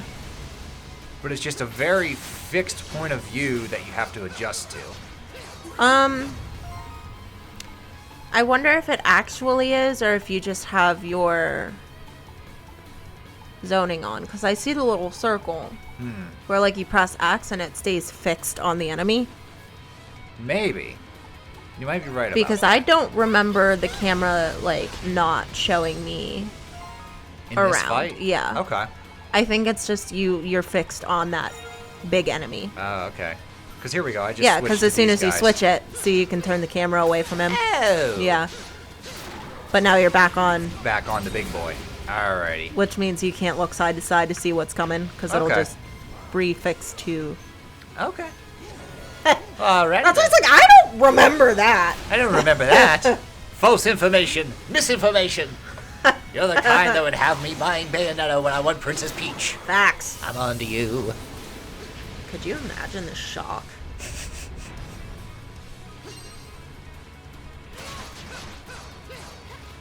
Alright, now we're getting up close and personal.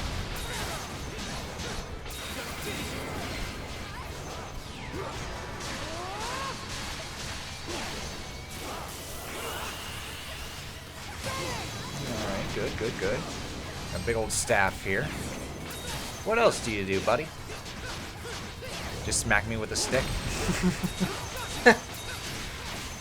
Oh, here we go. Projectiles. Summons more skulls. Alright, no problem. No problem.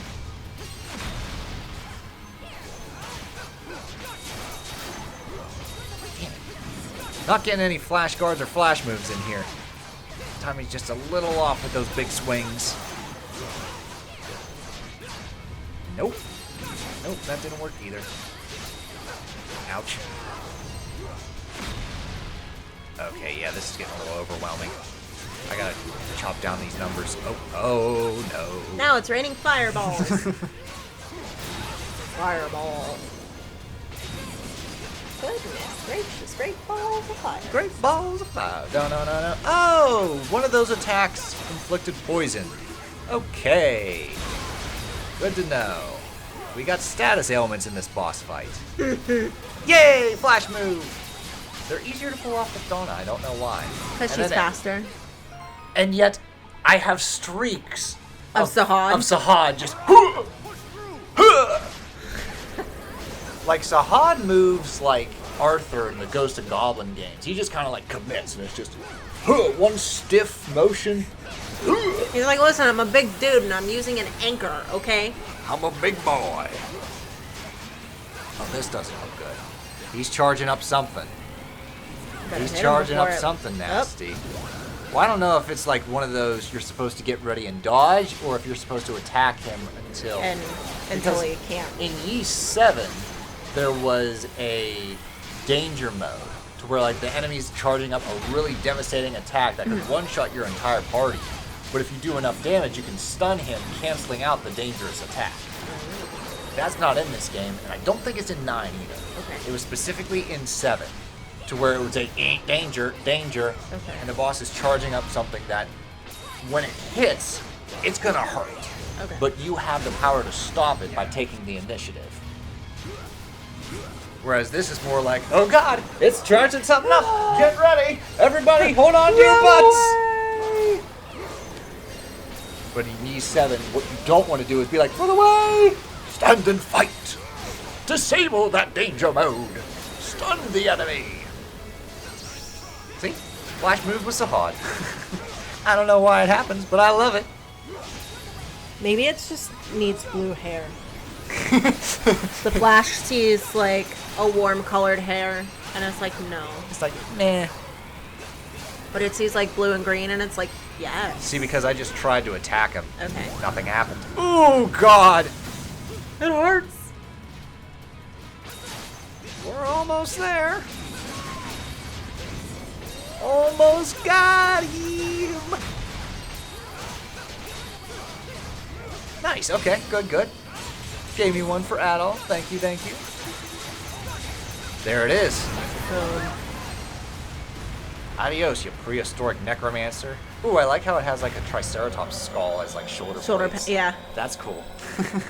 I think the other side is oh yes, flamestone. Has horns. Cool. No, really cool boss. Just pretty tricky. There was a lot happening. Rakota leveled up. Cute. Oh, poor Rakota. When I'm streaming Ys 9, we'll try not to neglect characters. You can't. Oh, you can't? Okay.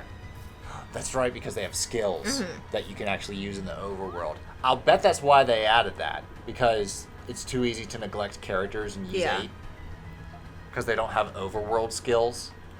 Yeah. So in 9, they have it to where, like, no, on the overworld, you have to use them. To either fly, run up walls, or... Okay, cool.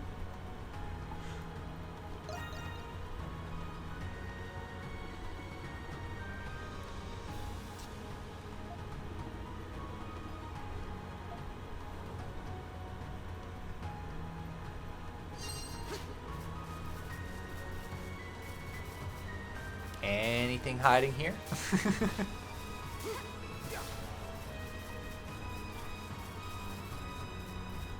Can I fish? What would you do if you just got This is where the plot starts to take off. Attacked by little fish skeletons? I would not be surprised.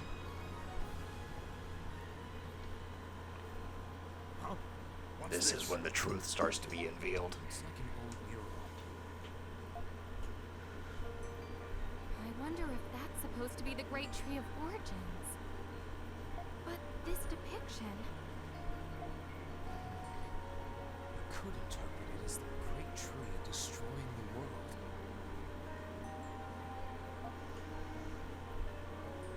What could it mean? I thought the Great Tree brought prosperity to the kingdom of Eternia. Our entire history was founded on a lie. Nana, look! That looks similar to the monolith we saw in Baja Tower.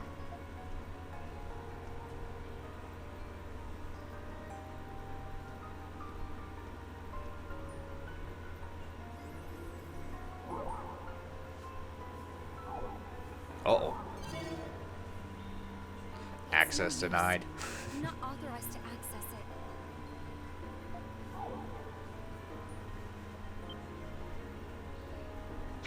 Who's there? Meanwhile, Hummel's like, denied this. I've been expecting you. I knew you would come here one day. Ooh, a character with reverb voice. Dun, dun, dun. Now the plot really does thicken. Oh, and they got a mask and everything. You. But how? Where'd you come from? They appeared out of thin air. That person was in Donna's memories. Oh, that's right. We've seen this character before. Because when It's been a while. Donna first got the sigil, What's she was going just like, on? "You have awakened." Aren't you from the past? It's been a long time, Donna Ecclusia.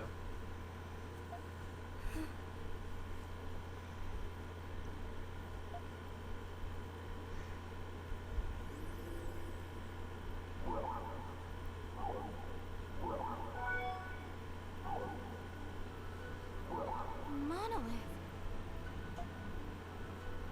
It seems you have not yet fully restored your memories. You must have been surprised to see that mural. The great tree of origins evolved Saurians into Eternians and brought forth prosperity. That is a lie, propagated by a faction of Eternians to instill reverence for the great tree. A lie? The purpose of the evolution fostered by the great tree is not to develop a species. Rather, it selects a species that can withstand the environmental changes and rejects those that cannot. What does that mean? As the mural depicts, the great tree will periodically bring about cataclysmic events. Those who manage to adapt and survive receive its protection. The rest are pulled accordingly. This cycle of selection and rejection is the true purpose of the great tree. Why? What purpose does this serve? It is necessary to sustain the world's continued existence. We call this pulling of life the Lacrimosa. Eternia's extinction was but a single Lacrimosa. It could not be avoided.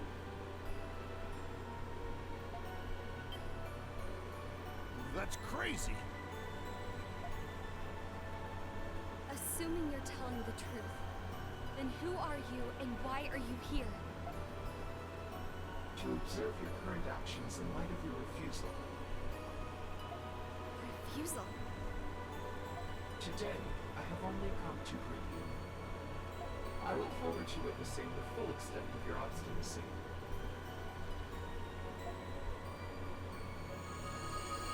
Wait, I still need to know.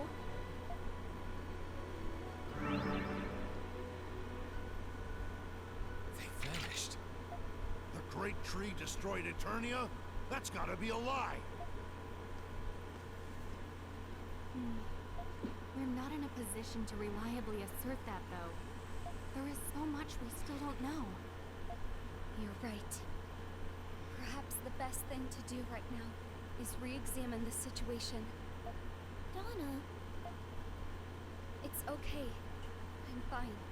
For now, we should leave this place. Dun dun dun. Oh boy. The plot doth thicken. We now know that the entire history of Eternia was founded on a lie. The Great Tree supports the notion of selection and rejection, Not evolution. not evolution. So now the story's really gonna take off. But for now, we've got to get ourselves all prepped. We got ourselves a couple of these side quests that I think we got to wrap up a little bit. Oh. Wheelbarrow!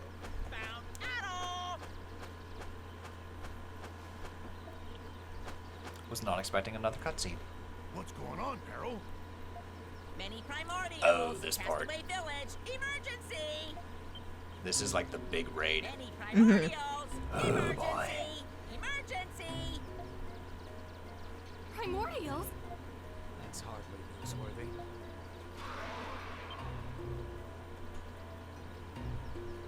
I think this is the last raid you can do. Maybe there's one more. I think you can revisit raids. You can revisit raids, but I think this is the last new one. Yeah. They throw at you. Do you think the Primordials might be displaying more unusual behavior?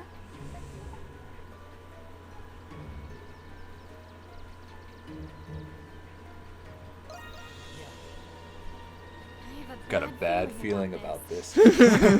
Okay, Han Solo. Yup. I'm worried about the village. Yes. Let's head back at once.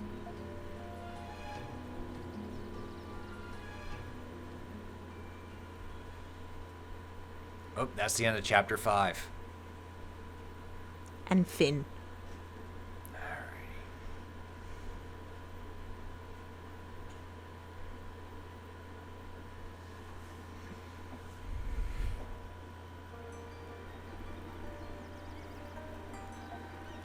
So now they're learning the truth of the great tree. And it's just like, what do we believe? What do we do? Thanatos is like, oh shit. Euron is like, I'm gonna make more jewelry. Yeah, whereas Dogi's just like, hold on, so these people existed in Donna's memories in the past, but they're also here now? How old are these damn things?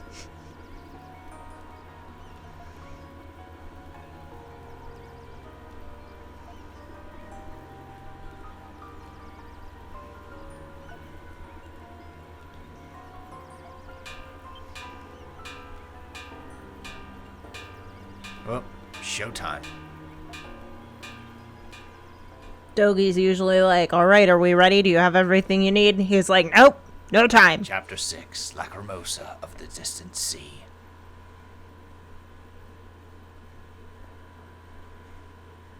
Oh boy. Okay. Get ourselves all prepped, because we did get a flame stone. Ooh, cool.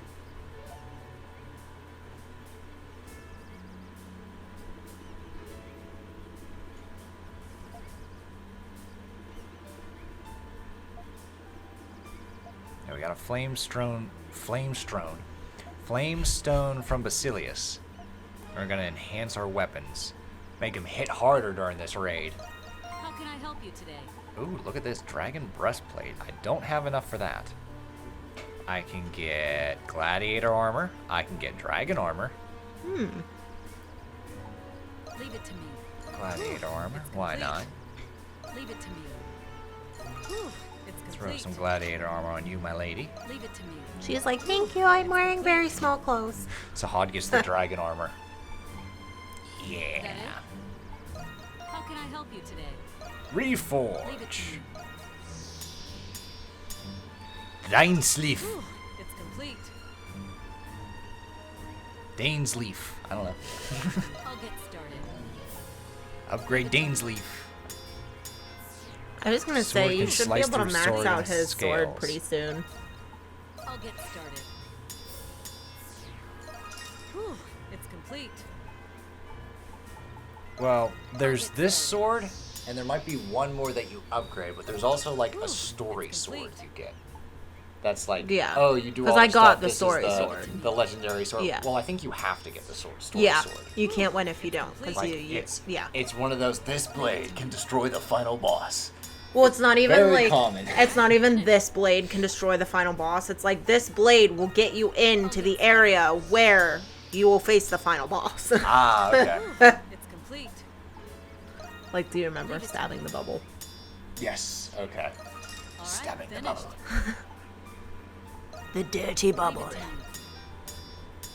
Gord's fencer. Upgrade complete. that. Leave it to me. I think I neglect upgrading Hummel and Rakota as well. finished. They're just like, wow, we get shit, don't we? Which is like, you should still upgrade them because they're still fighting. How? They're not in the party. But they're still fighting the enemies. like, with you. Even though you're not fighting, they are still killing and fighting enemies. Not if they're not in my party, because they're on standby, so they're not... You play with them on standby? So hold on. I'm a little confused, because so whenever you... these are my 3 party members. So when you go into the raid, and maybe not so much for the raid, but, like, when you're in battle, like, fighting a boss, they're still fighting. My supports are, not them. So, we got Adol. The only 2 that are going to be fighting here is going to be... For the raid, but I'm talking Donna for, like, for the bosses and Sahad. stuff. No, it's the same way. It's only those 3. It's only the 3 that I select. But the others are still fighting. There's, like, if you watch, they're still there. They're still fighting. No, they're not. You only see the main 3. Maybe I'm thinking of 9, because in 9, they are still fighting. You still see them. Okay. I'll trust you on that with 9, but in this one, they're gone. Until I select them and summon them. Because even, like, when you're fighting, they're still leveling. They're still leveling up. They are getting XP, yes, but they are not on the field. So their health doesn't matter. What they do doesn't matter. Well, because even in your secondary team members here, their health isn't affected if you're not playing as them. Right. Unless... Nope. You have to be playing as them before their health or status effects. I thought it was offensive, it affects them. Defensive, it doesn't. Because that's the difference between offensive and defensive. No, offensive and defensive. If you're fighting offense, like you are right now, they're fighting with you. Okay. See how, like, all 3 of you are fighting the same monster? They're all hitting it? Yep. If you're in defense, they will stand and watch you fight. Oh, They're not going to take hits. I got you. Alrighty. But yeah, you're... The only party member that takes damage is the one you were actively playing as. Oh, alright then. That makes things a bit easier then. These things are disgusting. They prefer to stay at the bottom of the ocean floor. No. Well, that's where they were before we took on the Okeanos. That's where they lived. Yeah. And now I'm just like, they're like, we're drying out. We're drying out. The big old pterodon pick them up and carry them out of the ocean. Ah, we're going to a raid. Oh boy, we're going to a raid.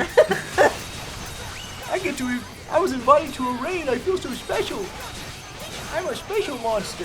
They're feeling good, and then the party sees them and goes, ew, and it's like, oh. Pretty much. Alright, there's one wave. Nothing went down. Very nice, very nice. Good so far. Meralda, well done. I'm trying to remember if they count the baby as a party member. I don't think they do. Okay. I don't think the baby's even considered like a castaway. Not for, like, battle or anything, but, like, you need 10 people to clear this branch. Like, do they count the as baby? A castaway. Like, does the baby count as one? They count little Pero as one. Little Pero, yeah, they do. So I'm wondering if, like, she has the baby and they're like, oh, yes, we can move the branch now. The little baby can't even roll over yet. Well, what happens is Allison will move some debris, and then she'll give a little Pero and put it in the hand of the baby and be like, he's helping. He's doing his part. The baby opens an eye and says, still doing more than Sir Carlin. Yeah. Meanwhile, the baby is actually just, like, counted because it's now Will Pero's perch. Somewhere for Pero to sit.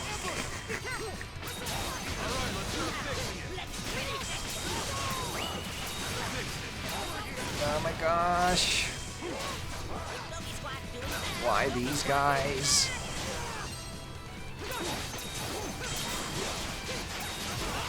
Careful. There we go. Go up here. Alright, cool. Still haven't lost anything yet.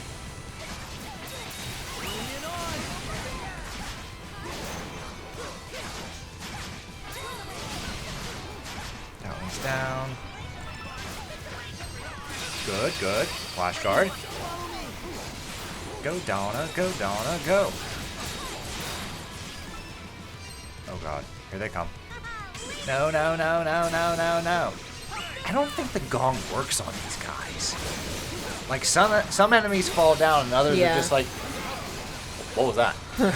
They're like, oh, that's cute. Some of the bigger primordials, that's exactly it. They're just like, cute. They're like, ooh, is that a beat? Hey!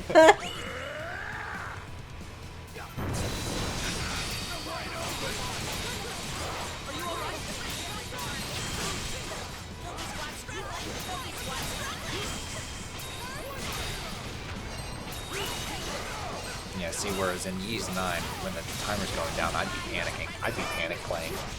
Or I'm like, yeah. Less than a minute, let's go, guys! What you do, you definitely do. Especially when you see, like, one of the pink, like, prisms that you have to destroy way off in the distance, and then all these monsters in between you and it, and you're like, oh my god! How do I do this?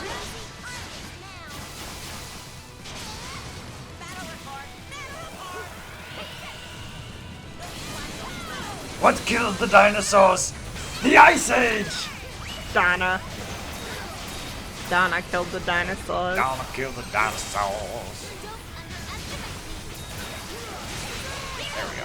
Why do I picture a song where the lyrics are Donna killed the dinosaurs, but in the melody of Jeremiah was a bullfrog? Donna killed the dinosaurs. And we're no friends of hers. Like,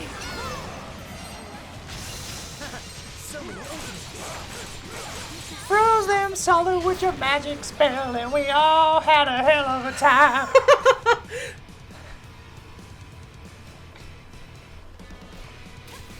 Alright, that's 2 waves down. You're on. Well, you're welcome.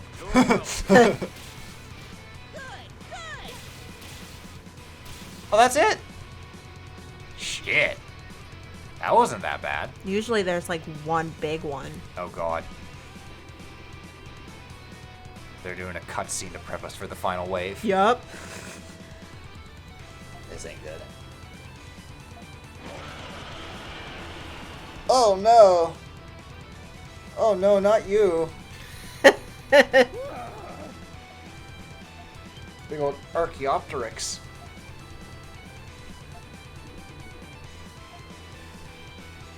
Okay.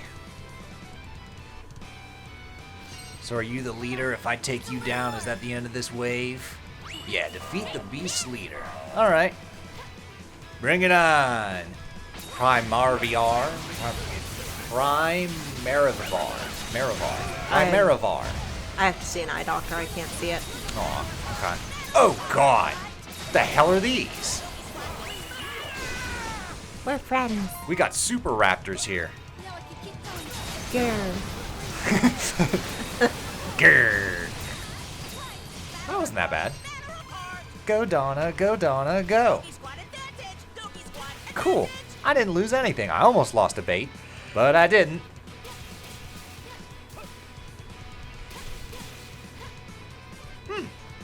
Dinah. Wow, that's great. Donna was a salesman. Had a lot of things to sell. Yeah. Aw.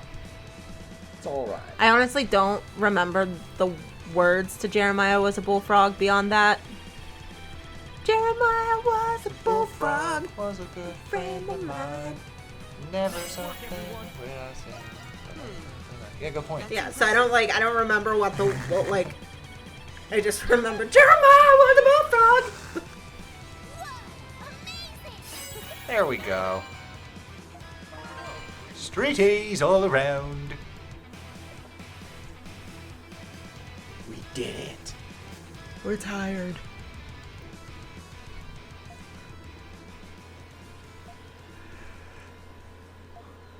Donna's like, you guys didn't do shit. I soloed that battle. They're evolving.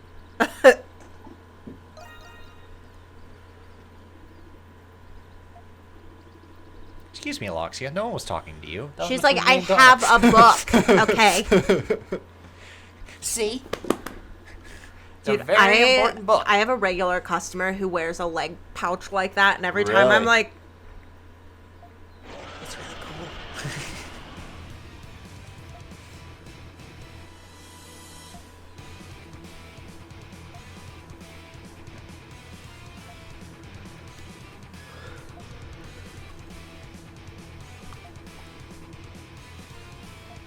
Hey, no sir, you gotta do what you gotta do, man. So do we have another wave, or are they gonna finish it in the cutscene? Oh, thank you. Though Adel and the others managed to fight off the primordials. Da-da-da-da-da. Intense raids continued. Thankfully, they had enough provisions. It was clear in due time the castaways would be overrun. During a lull, they decided to hold a meeting. Alright. Town meeting! This is the 4th day in the row. Fuck this. Town meeting!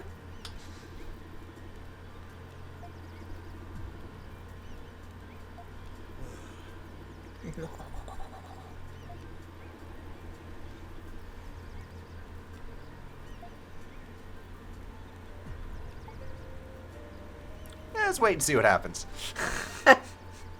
Everyone slow looks at Adel. Procrastination will not solve this problem. Procrastination solves all problems. Just not in the timely manner you want it to.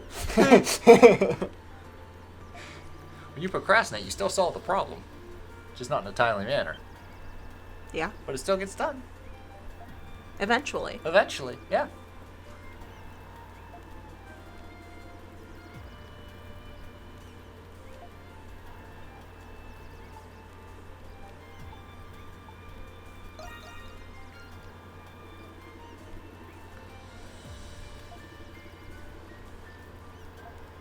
Alright, we gotta scout the island, see where the hell all these primordials are coming from.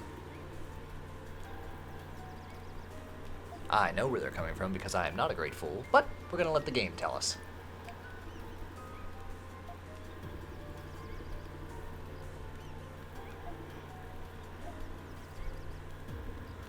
Harrow's like, I'll peck out their eyes!